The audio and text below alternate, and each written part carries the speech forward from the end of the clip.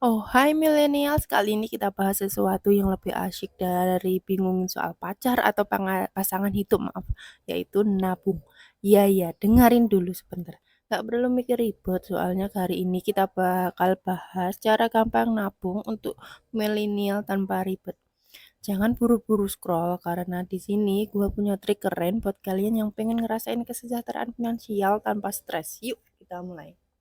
Pertama-tama kita harus sadar bahwa nabung itu nggak harus bikin pusing. Kita sebagai milenial punya keunikan dan cara pandang sendiri dalam menghadapi masalah finansial.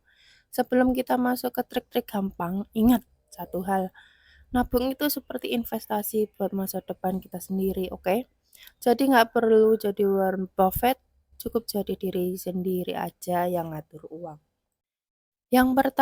Trik yang pertama yaitu dengan gaya hidup hemat. Nah, trik pertama yang gue punya buat kalian adalah mengadopsi gaya hidup hemat.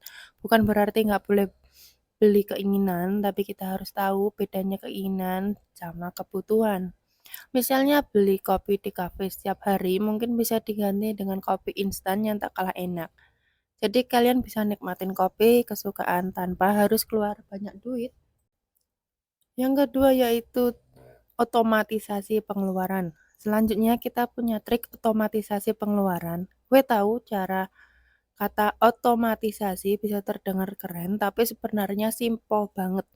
Mulai deh alokasi buat dana buat nabung langsung setiap gajian. Pakai fitur otomatis di bank biar kita gak perlu repot lagi ngatur-ngatur manual. Ini kayak jadi superhero yang selalu hadir, Bu. Tanpa kita panggil deh.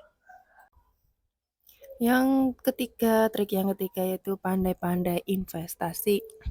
Buat kalian yang pengen lebih advance, kita punya trik ketiga yaitu pandai-pandai investasi. Gak usah takut, investasi itu gak harus punya banyak duit. Ada banyak jenis investasi dengan modal terjangkau.